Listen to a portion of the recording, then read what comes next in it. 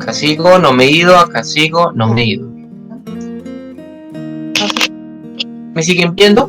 Y en YouTube y en Facebook van a ver las diapositivas. Gracias a Dios. ¿No? Gracias a Dios logramos poder transmitir por Facebook y por YouTube las diapositivas para que todos puedan tomar apuntes. Sé que la señal en YouTube es mucho mejor, entonces si la señal de Facebook les está fallando, no tengan si la señal en Facebook les está fallando y ustedes pueden pasarse a YouTube, háganlo, que la señal en YouTube es muchísimo mejor, es mucho más fluida. Pero si definitivamente no les funciona ni el Facebook ni el YouTube, me puede escribir, me puede echar una llamada perdida mejor y yo le devuelvo la llamada y hacemos acá una conferencia. A veces lo hemos hecho así con algunos hermanitos. Bueno, puedes llamar a mi madre, Madre Tigo se llama. Y allí por teléfono me va a escuchar en vivo también. Bueno, si a alguno se le cae la señal, no lo dude, márqueme para que no se pierda la clase. Hoy vamos a responder esta pregunta: ¿cuándo es necesaria la disciplina en la iglesia? ¿Cuándo es necesaria la disciplina en la iglesia?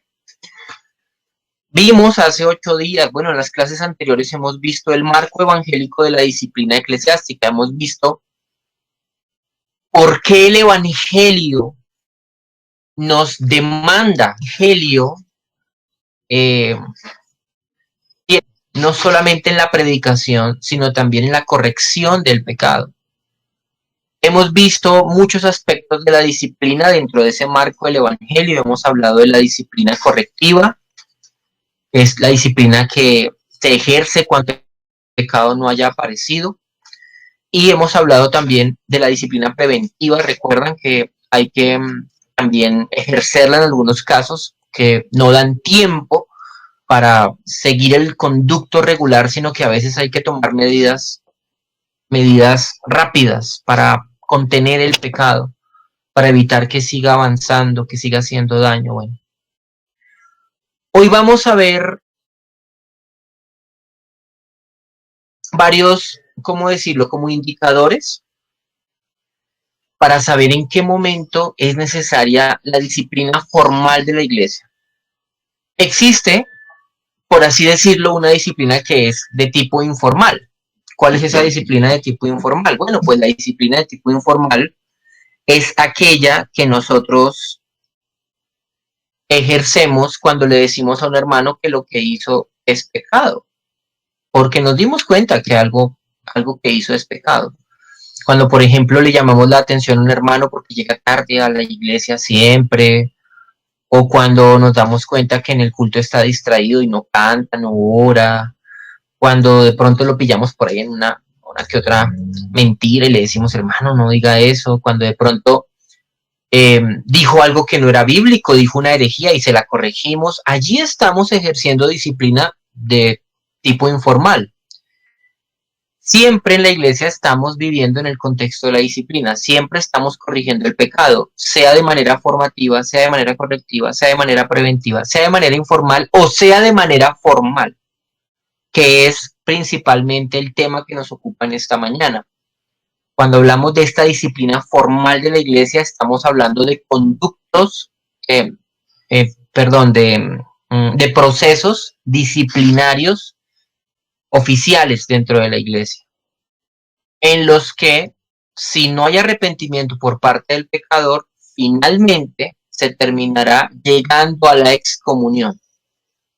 La disciplina formal de la iglesia termina llevando a la excomunión. Bueno, de eso es de lo que vamos a estar hablando hoy, de cómo, de cuándo es necesaria esa disciplina formal dentro de la iglesia. Hablemos un poquitico del papel de la disciplina dentro de la vida de la iglesia.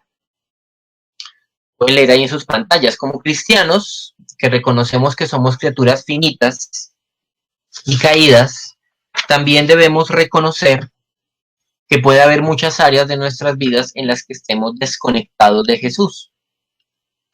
Todos tenemos puntos ciegos, todos tenemos cosas que simplemente no vemos dentro de nuestra vida cristiana y podríamos llegar a pensar que nosotros somos muy santos, somos muy buenos, muy piadosos, y pues nos vemos así porque nos estamos juzgando con nuestra propia vara. Pero cuando otro hermano se acerca y él puede ver lo que yo no veo porque está afuera, pues Dios lo usa para corregir lo que está mal en mi vida. Bueno, continúe leyendo acá, la segunda parte del párrafo. Dice, por eso, como nosotros podemos engañarnos a nosotros mismos, por eso la solución es empezar a compartir nuestras vidas con otros miembros de la iglesia. Ellos podrán entonces ayudarnos a ver lo que no podemos ver sobre nosotros mismos. Es una misericordia de parte de Dios que otro cristiano me corrija. Que el sabio me corrija. Es una vez que dicha, qué bendición. Ah, pero pastor, o sea, solamente los que son miembros de la iglesia tienen derecho a corregirme, a corregir mi pecado. No. Cualquier persona, de hecho, tiene derecho a corregir mi pecado. Incluso diariamente hay personas que no son cristianas y corrigen nuestro pecado. Si tus papás no son cristianos, pero vieron un pecado en ti y te lo corrigieron, gloria a Dios por sus vidas. Cuando yo trabajé en una empresa como mecánico, a veces llegaba tarde. Bueno, la verdad debo confesarles, muchas veces llegaba tarde. Para mi vergüenza lo tengo que decir. Y había un compañero que con palabras de grueso calibre, con unas palabrotas horribles, me corregía. Sergio, no sea tan, llegue temprano, vea que lo van a echar, no sea así, y me decía unas palabrotas horribles. Era un impío, bocón, maldiciente, pero Dios permitió que ese hombre me corrigiera el pecado. Ven, entonces no es exclusivo de los, acaba de llegar a la iglesia, si llegó hoy a la iglesia y descubre algo en mí, de inmediato se da cuenta de algo malo que yo hice y me lo dice en la cara, no importa que sea un desconocido, no importa que acabe de llegar a la iglesia, no importa que ni siquiera sea cristiano, nos sirve a todos nosotros que nos digan aquello en lo que estamos fallando y al final cuando nos hacen ver nuestros errores, lo que tenemos que hacer es decir, gracias, Dios te bendiga.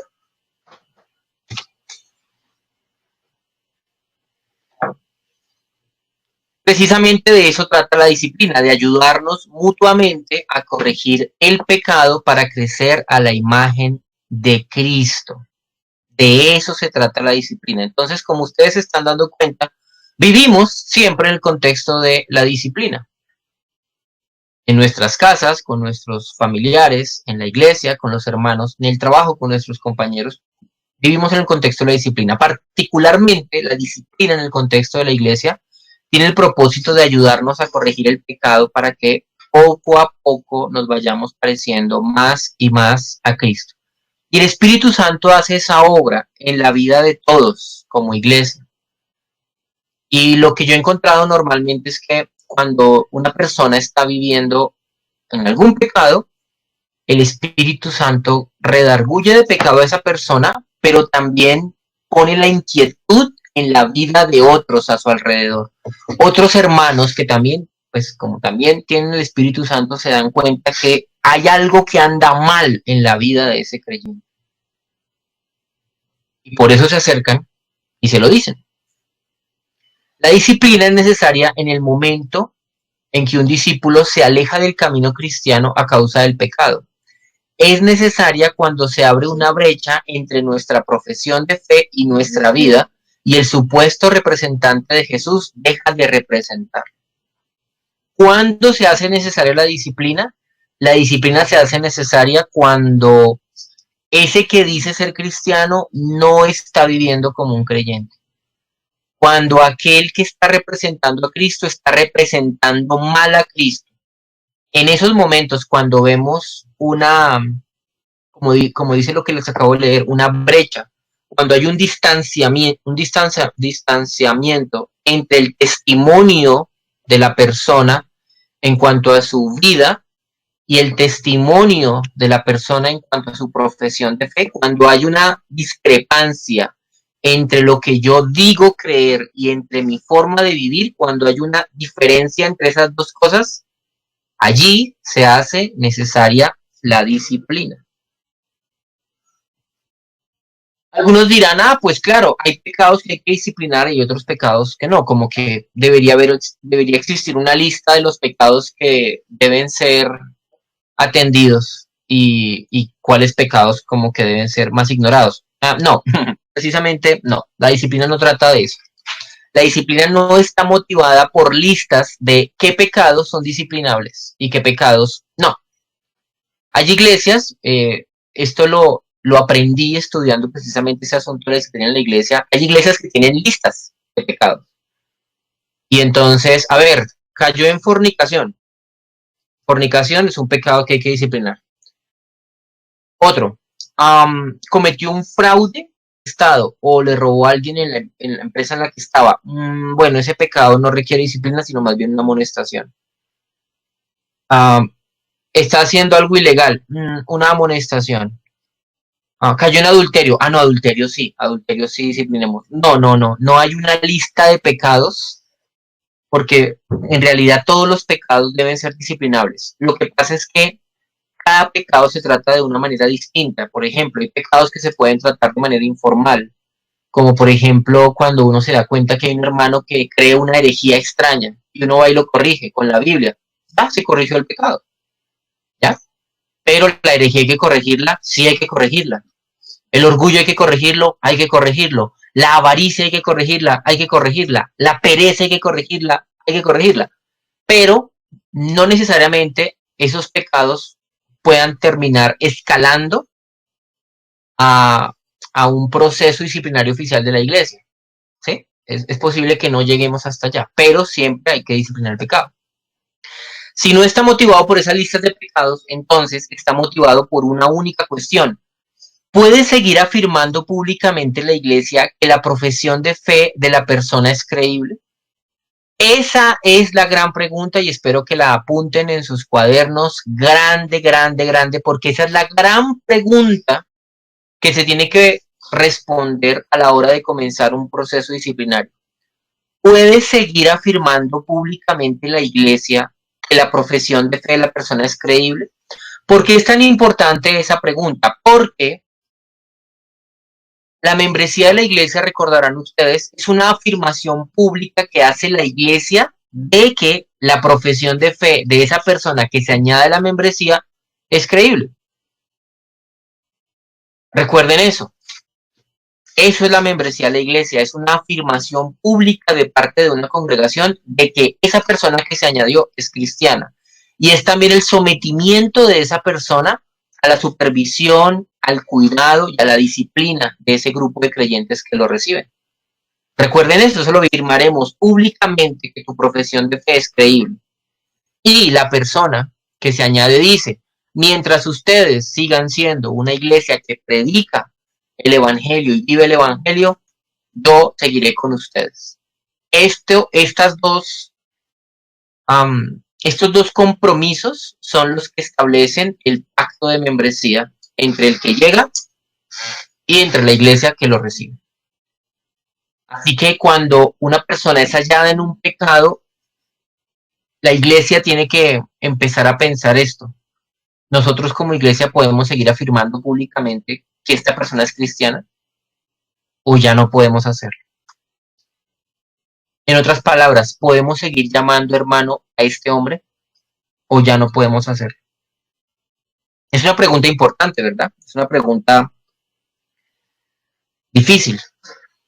Hay dos tipos de pecados que pueden presentarse en los creyentes. Vamos a hablar de esos dos tipos de pecados.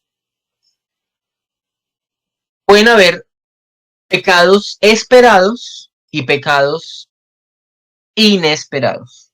Pecados esperados y pecados inesperados. Aquí hay un ejemplo, vea. Hay una diferencia, por ejemplo, entre una mentira ocasional de la que hay arrepentimiento y una mentira en la que una persona basa su vida negándose a cambiar lo que está mal. Comparemos, por ejemplo, las mentiras de dos hombres que profesan ser cristianos. El primero se jacta de haber recibido una prestigiosa oferta de trabajo que nunca recibió. Posteriormente confiesa la mentira. El segundo basa toda su carrera profesional en información falsa. Posteriormente es confrontado, pero persiste en la falsedad. Ah, ¿Cómo así? Vamos a explicar esto de los pecados esperados y los pecados inesperados con el ejemplo que acabamos de leer. Hay pecados, hermanos, que uno espera que los cristianos cometan, porque aunque somos creyentes, que estamos en un proceso de santificación y luchamos contra el pecado, de todas formas uno sabe que esos pecados van a aparecer en la vida de las personas. Por ejemplo, las mentiras. Uno sabe que un cristiano en algún momento va a ser cachado por ahí en una mentira, o en una exageración, o en una verdad a medias. Y si uno lo confronta, él se arrepentirá de su pecado. Esas cosas, digamos que son de esperarse. Por ejemplo, por ejemplo, que ya pasó una cosa rarísima, les voy a contar. Estábamos en una... Uh, ay, no, mejor no les digo. Bueno, sí. Estábamos en una reunión virtual con unos hermanos de otras iglesias y de repente a uno de los hermanos se le apagó el micrófono, no sé, y él creyó que el micrófono estaba apagado y dijo una grosería. Y todos nosotros quedamos como, ¡ay! No, qué pena. Se les salió una grosería en plena transmisión. Y como que él después, ay, el micrófono está prendido. Ay, disculpen, disculpen. En medio de todo, pues como que uno, uno dice, bueno, qué mal que al hombre se le ha salido una grosería, pero finalmente, pues, hasta esas cosas se esperan de un cristiano, esas cosas pueden pasar. Igual pido perdón, ¿ya? Bueno, esa clase de pecados son los pecados esperados, pecados que uno sabe que pueden presentarse en la vida de los hermanos, ¿ya? Acá, por ejemplo, dicen que una persona eh, puede llegar y decir una mentira. Por ejemplo, decir la mentira de que me subieron el sueldo o me ofrecieron un trabajo en Europa, me ofrecieron un trabajo en otra ciudad del país y lo dice solamente para darse aires de importancia. Después es descubierto en la mentira y el hermano dice, ay, sí, qué pena, no. Fue una bobada ahí que se me ocurrió. Disculpe. Sin embargo, hay otros pecados que no son esperados, son pecados inesperados. Y esos pecados inesperados son aquellos que no se esperan de un cristiano, sino que se esperan de un impío. De un impío nosotros, ¿qué esperamos? El impío es vulgar, el impío es ladrón, el impío es mentiroso, el impío está cargado de lujuria, el impío, si un impío es descubierto con una amante, la gente del mundo dice, ay, terrible, nosotros los cristianos decimos, pero pues, ¿qué se puede esperar? Es un impío.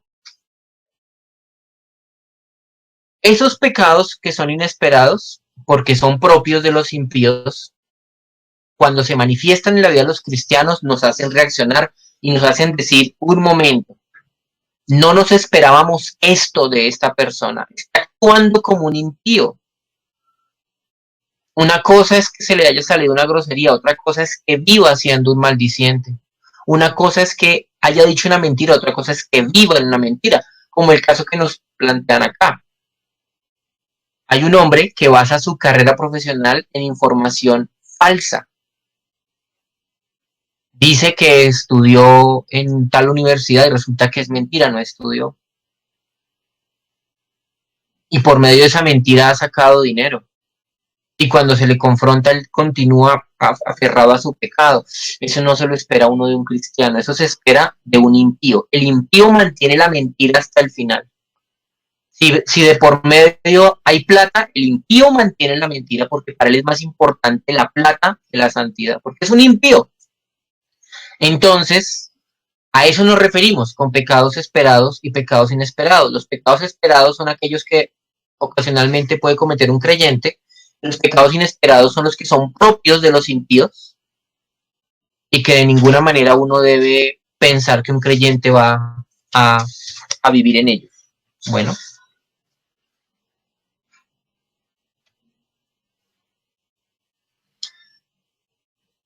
mmm, bueno, esto ya lo vimos. La disciplina formal pública o excomunión es obligatoria cuando una persona parece vivir felizmente en pecado, consciente, cuando no hay testimonio de que el Espíritu Santo le hace sentir incómoda por encima del disgusto de ser descubierta y cuando la característica principal es seguir los deseos de la carne. Vean ustedes que hay tres características acá que hacen que la excomunión sea obligatoria. Uno, la persona parece vivir feliz en el pecado. O sea, lo acaban de descubrir el pecado. Es más, lleva años viviendo en el pecado y no le incomoda. Está, está bien.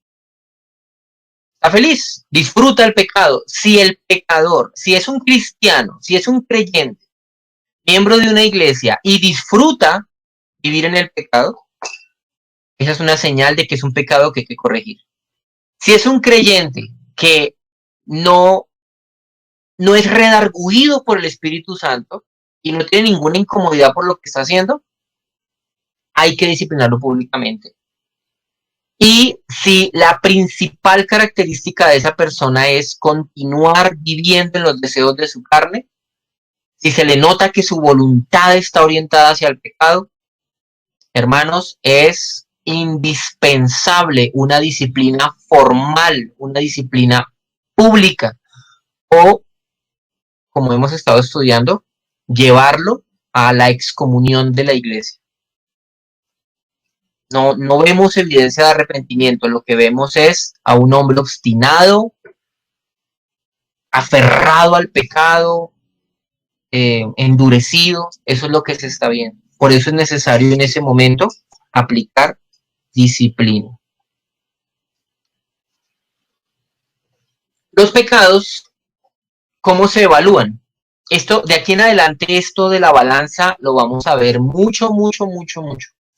Muchas clases. Los pecados se miden en una balanza, con el pecado en un lado y la evidencia del arrepentimiento en el otro lado. Entonces, al lado derecho, el pecado, al lado izquierdo, el arrepentimiento.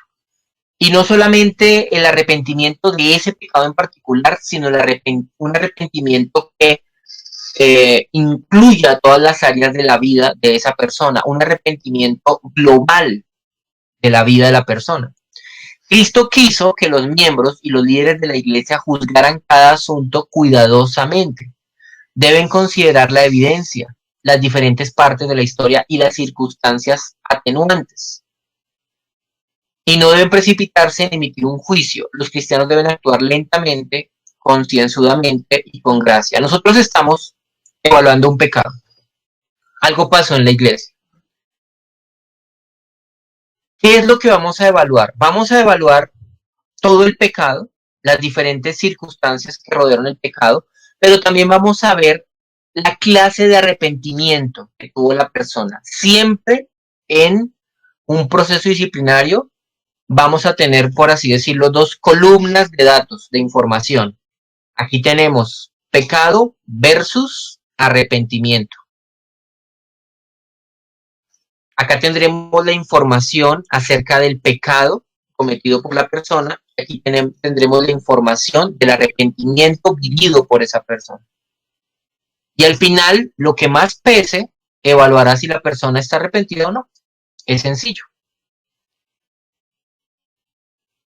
Hermanos, a veces como que la gente dice, uy, pastor, pero es que eso se parece a un juicio, donde hay un acusado, donde hay culpables, donde hay evidencias, donde hay testimonios, acusaciones, etcétera, etcétera. Sí, sí, en realidad sí es un juicio. Pero alguien dirá, pastor, pero Jesús dijo no juzguéis y no seréis juzgados. Él no se refería a no juzgar nunca. Él también dijo juzgad con justo juicio. Jesús mismo juzgaba cuidadosamente las cosas. La escritura nos enseña a juzgar todas las cosas. Juzgar no necesariamente significa condenar a las personas por su pecado o por alguna cosa que han hecho. Juzgar es evaluar. Juzgar es evaluar. La iglesia tiene el deber de evaluar cuidadosamente la profesión de fe de cada persona que se añade y de cada persona que se mantiene dentro de la membresía. Hay que evaluar la vida de esa persona. Nos evaluamos a nosotros mismos, nos juzgan a nosotros mismos. Y todo el tiempo vivimos haciendo juicios. Por ejemplo, cuando una persona dice, la comida está rica, él ha emitido un juicio sobre la comida. Un concepto, ha emitido un concepto, una evaluación. Está rica. Como puede decir, está salada. Cuando nos ponemos una prenda de vestir y decimos, me queda bien, acabamos de emitir un juicio sobre la prenda de vestir en nuestro cuerpo. Cuando decimos, fulana de tal es bonita, estamos emitiendo un juicio sobre la apariencia física de la persona. El reggaetón es horrible. Eso es una verdad absoluta, pero es también un juicio. Entonces no pensemos que la iglesia no está llamada a juzgar. Vayan conmigo por favor a 1 Corintios capítulo 6. 1 Corintios capítulo 6.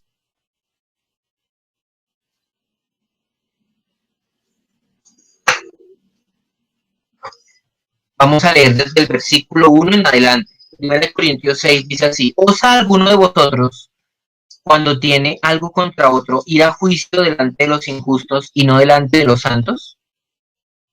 ¿Ven? Acá que está diciendo, hay un hermano que tiene un pleito con otro y fueron al, a, a un juzgado a arreglar sus diferencias. Pablo dice, venga, no deberían primero haber juzgado, vean, él usa esa palabra, juzgar, no deberían haber juzgado primero el asunto en la iglesia antes de sacar el caso ante los incrédulos. Me explico. Digamos, un hermano no le pagó una plata a un hermano o digamos que lo robó en un negocio. Debería ser la iglesia en primer lugar la que atiende ese asunto. Son hermanos, están en la misma congregación.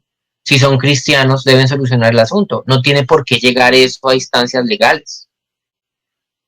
¿Usa alguno de vosotros cuando tiene algo contra otro ir a juicio delante de los injustos y no delante de los santos? ¿O no sabéis que los santos han de juzgar al mundo? Y si el mundo ha de ser juzgado por vosotros, ¿sois indignos de juzgar cosas muy pequeñas? ¿O no sabéis que hemos de juzgar a los ángeles, cuanto más las cosas de la vida? Si pues tenéis juicio sobre cosas de esta vida, ¿ponéis para juzgar a los que son de menor estima en la iglesia? Para avergonzaros lo digo, pues que no hay entre vosotros sabio ni aun uno que pueda juzgar entre sus hermanos, sino que el hermano con el hermano pleitea en juicio, y esto ante los incrédulos. Ven que la misma Biblia nos pide a nosotros que juzguemos los conflictos dentro de la iglesia, que juzguemos el pecado que pueda aparecer dentro de la iglesia, porque dice Pablo que nosotros los cristianos un día hemos de juzgar al mundo. Nosotros estaremos de parte del juez de la tierra, de Cristo, en el juicio a las naciones. Nosotros, dice el apóstol Pablo, juzgaremos aún a los ángeles.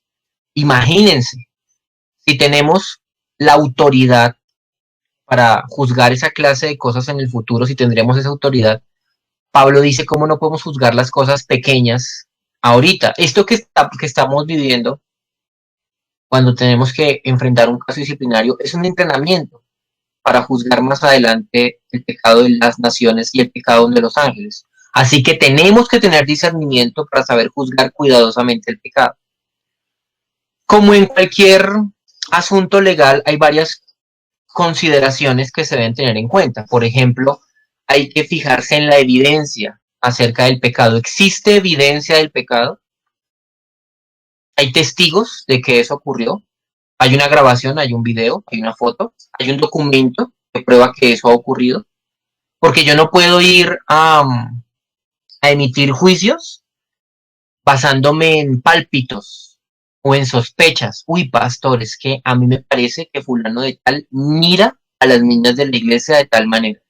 Que me parece que en él hay lujuria porque mira de cierta forma. Uy, uy, uy, uy, uy. ¿Cómo juzgas tú la mirada de una persona? O sea, ¿cómo redactas la evidencia para juzgar esa mirada? ¿Mm? Pastor, es que yo siento que fulano de la forma de hablar a veces me da la impresión de que es avaro. La forma de hablar te da la impresión. O sea, tienes unos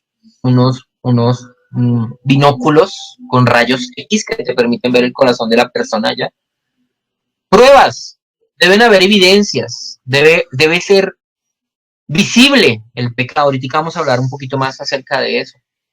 Además, tú tienes, a la hora de juzgar el pecado, tienes que tener completa la historia.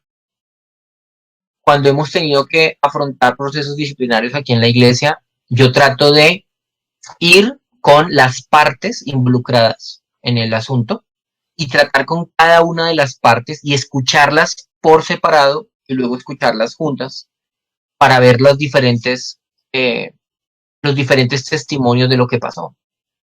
Y trato de armar como la historia completa de qué fue lo que pasó para poder ver la situación. Hay circunstancias que son agravantes, hay situaciones que son circunstancias que son atenuantes. Agravantes es cuando empeoran el pecado cometido. Por ejemplo, cuando es un patrón en la vida de la persona, eso es un agravante. Cuando no es la primera vez que lo hace, sino que ya es la segunda, la tercera, la cuarta, eso es un agravante. Un atenuante es que sea la primera vez que lo hace. Un atenuante que haya sido ignorante en lo que en el pecado que cayó por ignorancia, de pronto por ingenuo. Esas cosas atenúan el pecado. Por eso uno debe cuidarse de actuar de manera precipitada. Los cristianos tenemos que actuar lentamente en los procesos disciplinarios. Bueno, yo ya les había explicado, hay asuntos que demandan la atención inmediata y la excomunión casi que inmediata de la persona, a pecados que ponen en riesgo la vida de la iglesia. Esos pecados hay que, de una vez atacarlos y decir, venga, venga, venga, esa persona está haciendo esto, cuidado, cuidado, ¿ya? Pero normalmente cuando son hermanos de la iglesia, pues que tienen un testimonio de fe creíble, eh, uno va a actuar despacio, poco a poco, y un proceso disciplinario puede durar, formal, puede durar tal vez un año, tal vez dos, no se sabe, porque es todo un proceso. Más adelante yo les voy a explicar un poco más acerca de todas las partes de ese proceso. Hay que actuar lentamente, hay que actuar concienzudamente, hay que actuar con gracia, con misericordia y verdad, se corrige el pecado. ¿Qué horas son? 10 y 11. 10 y 11. Voy a dejar 10 minuticos para las preguntas. Este es un pequeño cuestionario, como unas preguntas de evaluación, que sería bueno tener en cuenta a la hora de saber qué tan grave o qué tan terrible es el pecado. ¿Cuánto tiempo hace que es cristiano? Es muy importante saberlo. ¿Qué enseñanza ha recibido? Recién llegó del carismatismo, salió de los testigos de Jehová, era católico. Bueno, ¿admite el pecador que su acción estuvo mal? Hay que hacer esa pregunta. ¿Parece genuinamente afligido por su pecado o hay un tono de enojo en su confesión? Si hay como molestia a la hora de corregir el pecado, arrepentido, no está. ¿Confesó rápidamente o tuvimos que sacarle la información? ¿Apenas se destaparon las cosas, contó todo o la versión del pecado fue saliendo poco a poco y casi que con gancho? Tocó sacar todo. ¿Se mostró abierto con todos sus pecados o tuvimos que sacárselos uno a uno? ¿Es posible que aún oculte información? ¿Hay un patrón? ¿Es característico eso en la vida de la persona? ¿Acepta la corrección? ¿Humildemente acepta la corrección? ¿Acepta consejería acerca de cómo luchar contra el pecado o la rechaza, convencido de que sabe mejor que nadie cómo solucionarlo? Si la persona dice, no se metan en mi vida, yo sé lo que estoy haciendo, no hay arrepentimiento. Al confrontar su pecado, ¿nos parece que se posiciona a nuestro lado contra el pecado o se pone a la defensiva? Y si está a la defensiva, está defendiendo su pecado. En otras palabras, nos dice, sí, tenéis toda la razón, o Tenés toda la razón, es horrible. ¿Qué puede hacer? O nos dice, sí, vale, está bien, ya veremos. Sí, ya entendí que está mal y yo miro cómo soluciono. Eso habla muy mal del arrepentimiento de una persona. Porque no quiere ayuda, quiere seguir solo. Cree que es capaz de enfrentar el pecado en el cual ha sido descubierto. Hay factores en su historial personal o familiar que hacen que el pecado sea no menos grave, pero sí más propenso a ocurrir. Por ejemplo, si el hombre viene de un hogar en el que el papá, los hermanos son borrachos y él un día terminó cayendo en una borrachera, pues uno dice, venga, tal vez es porque pues él se crió así con su familia y no tiene todavía un correcto entendimiento del peligro que puede representar para él el licor. Eso no hace que sea menos grave. Lo que pasa es que de alguna forma hace que sea más propenso a ocurrir esa clase de pecado. Fue inducido a pecar por otras personas en las que confiaba, fue jalado al pecado, fue empujado al pecado por su pareja, por un amigo. ¿Por qué? Porque hay más maldad cuando hay menos tentación. Eso téngalo siempre presente. Un pecado es más horrible entre menos tentado soy. Es decir, si por ejemplo yo no tengo ninguna tentación con el juego o los casinos, y me voy a meter a un casino a jugar, mi pecado es más horrible porque ni siquiera tenía la debilidad. ¿Ven? En ese sentido es más grave cuando no hay tentación. Entonces, a veces puede pasar que la persona sea inducido al pecado, empujado al pecado. Pero si la persona nadie lo empujó, sino que de manera autónoma hizo un plan de acción para hundirse en el pecado, eso hace que sea más grave. El pecado debe manifestarse de estas tres formas, vean. Visiblemente, el pecado debe ser grave y el pecado debe ser impenitente para que el pecado sea disciplinado formalmente. Estas tres cosas tenemos que entrarlas a evaluar antes de comenzar un proceso disciplinario formal. El pecado se manifestó visiblemente, eso es muy importante porque nosotros, como les dije hace un momento, no tenemos visión de rayos X para conocer el corazón de nadie, nosotros no tenemos el espíritu de sospecha, no tenemos nada de esto, así que nos toca ajustarnos a los hechos solamente. Si una persona está en pecado y el Señor saca a la luz el pecado, hermanos, normalmente lo que yo he visto y he visto en esta iglesia es que es imposible de que la persona diga eso no está ocurriendo. No, porque normalmente el pecado cuando se hace visible ante los ojos de más de una persona en la iglesia. Por eso cuando Jesús en Mateo 18 manda llamar testigos, dice que vengan 2 o 3 testigos, son testigos que probablemente vieron lo mismo que el otro. Y por eso son llamados a testificar en contra de este hermano, a decirle, venga, usted está fallando, usted está pecando, lo hemos visto todos. El Señor saca a la luz el pecado en una iglesia bíblica. Y si usted quiere ser miembro de esta iglesia, sepa que si usted anda viviendo una doble vida, el Señor va a sacar a la luz esa doble vida, va a sacar a la luz ese pecado. Y un día lo que era oculto va a salir a la luz, va a ser evidente. Por eso, piénselo muy bien antes de llamarse cristiano, porque si usted es un cristiano va a ser disciplinado por Dios. El Señor ya le ha dicho a usted que deje su pecado, que se aparte de la porquería que está haciendo y usted no ha querido hacerlo. El que comienza el proceso disciplinario no es el pastor o los líderes, es Dios mismo, porque Dios lo llama a usted en secreto y le dice, deje ese pecado, y usted obstinadamente no lo quiere hacer. Lo que sigue Dios en ese conducto regular es sacar a la luz el pecado frente a los ojos de alguien o de varias personas. Y va a continuar el proceso disciplinario. Recuerden eso, no es la iglesia la que inicia procesos disciplinarios, es Dios el que inicia procesos disciplinarios. El pecado debe ser grave. Cuando decimos grave, me parece que la mejor palabra para definir grave es que sea de alguna forma escandaloso. todos los pecados son graves, todos los pecados llevan al infierno, pero no todos los pecados son tan escandalosos. Sin embargo, recordemos que para que un pecado, les recuerdo que cualquier pecado puede ser juzgado en la iglesia, pero sin embargo hay pecados que terminan con consecuencias más grandes, con consecuencias peores. Por ejemplo, lo que hablábamos del orgullo, por ejemplo. Hay un muchacho que es un poquito engreído en la iglesia. Hay que corregirlo, por eso sí hay que ir a amonestarlo. Hay que comenzar un proceso disciplinario para llegar a excluirlo de la iglesia. Oye, creo que no. Creo que hasta allá no hay que llegar. Hay que tener cuidado también de cómo evaluamos las cosas. Pero si es un pecado que uno esperaría más de un impío que de un creyente, recuerdan los pecados inesperados. Ahí consideramos que el pecado es grave, cuando es un pecado inesperado, cuando es un pecado propio de los impíos, allí estamos hablando de un pecado que es grave. ¿Listo? Espero que haya quedado claro.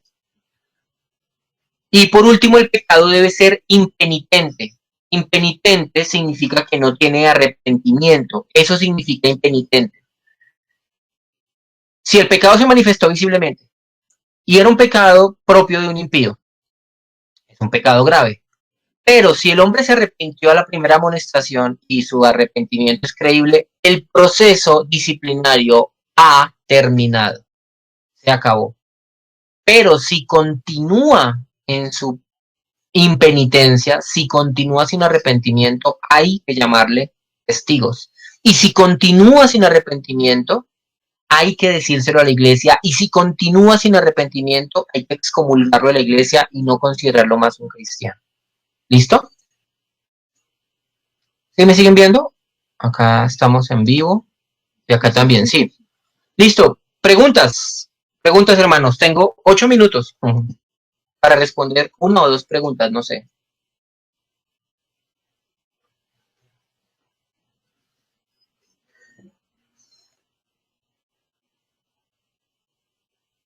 No veo preguntas. ¿O quedó muy claro el tema? ¿O no entendimos nada?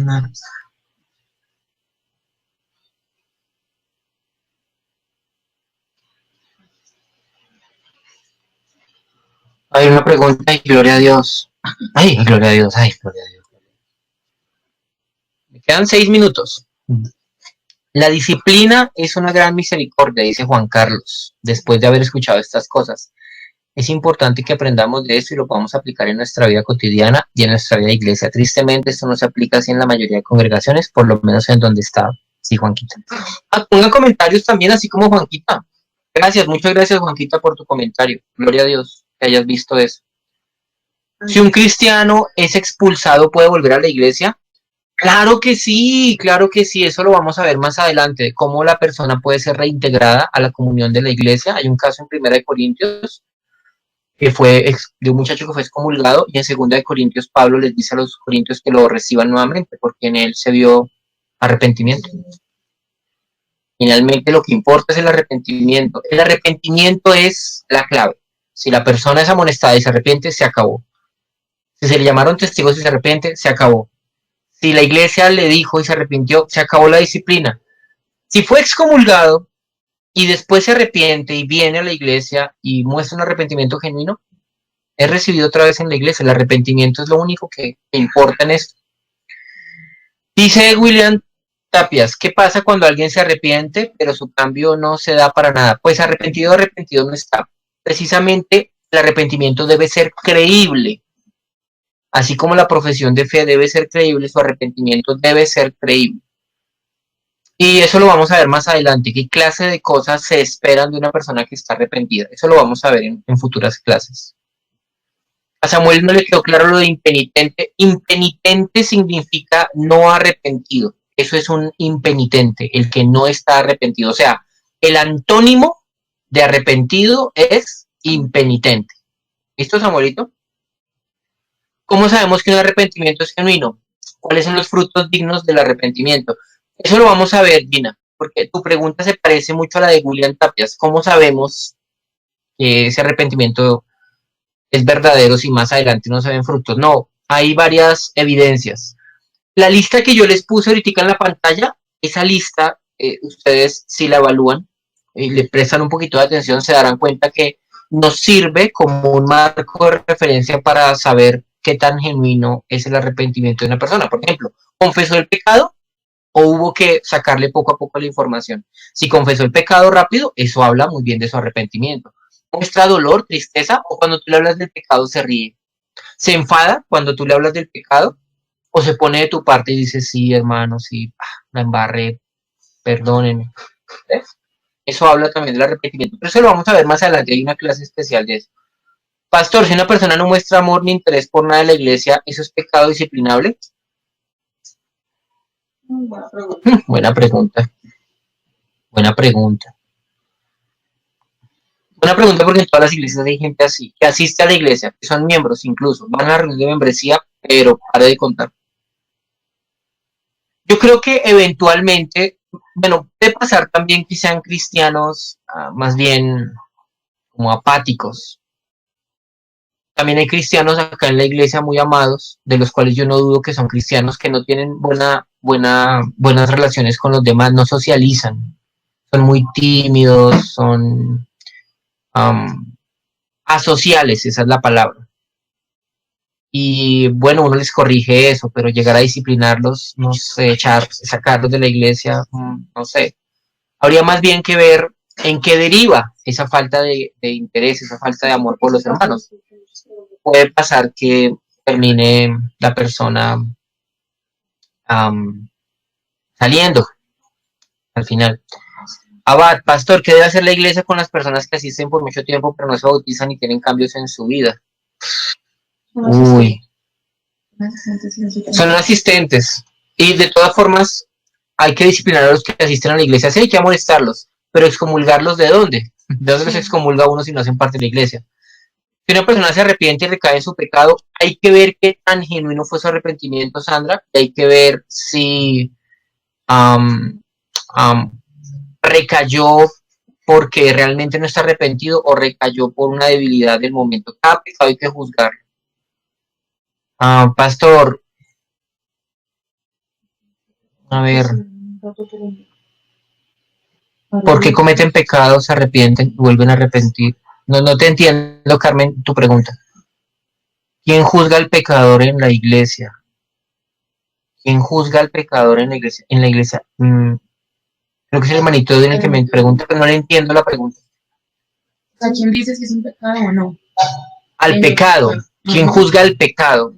A cada cristiano, cada uno de nosotros, si tiene un entendimiento correcto de lo que es la disciplina bíblica y se da cuenta que una persona ha quebrantado un mandamiento de la ley de Dios, ¿cómo sabemos que algo es pecado? Es fácil, la ley de Dios nos dice lo que es pecado.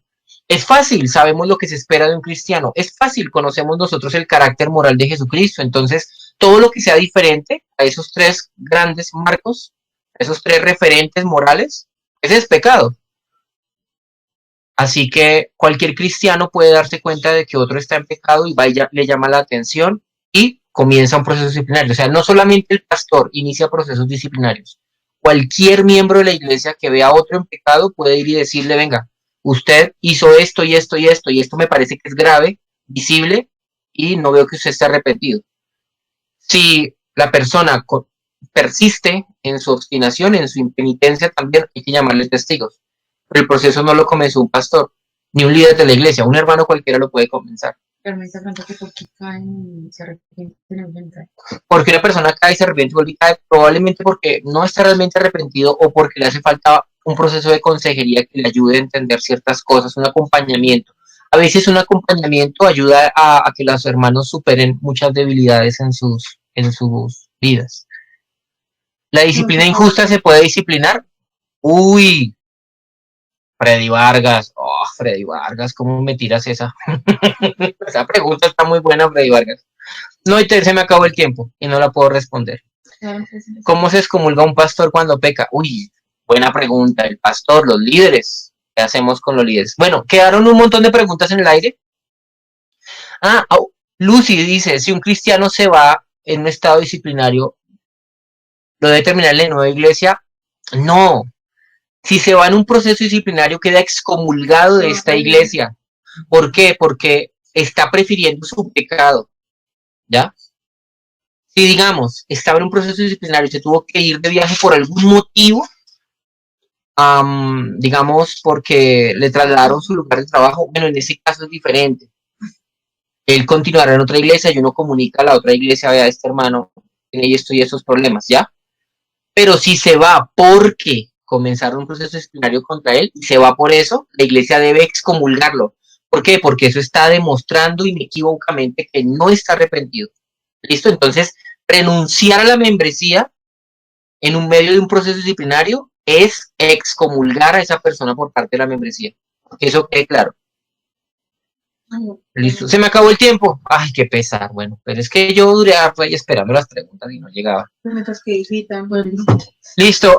Se acabó el tiempo. que los pasen al grupo de... Si quieren, pasen estas preguntas al WhatsApp, al grupo de WhatsApp. Si, de verdad, si usted quiere la respuesta, mándela al grupo de WhatsApp y la respondo públicamente ahí. Que Dios los bendiga, hermanitos. Un saludo a todos, cuídense. Ya viene Jason a las 45. Dios los bendiga. Y se quedan ahí, ya volvemos. Chao. Dios los bendiga. Dios los bendiga.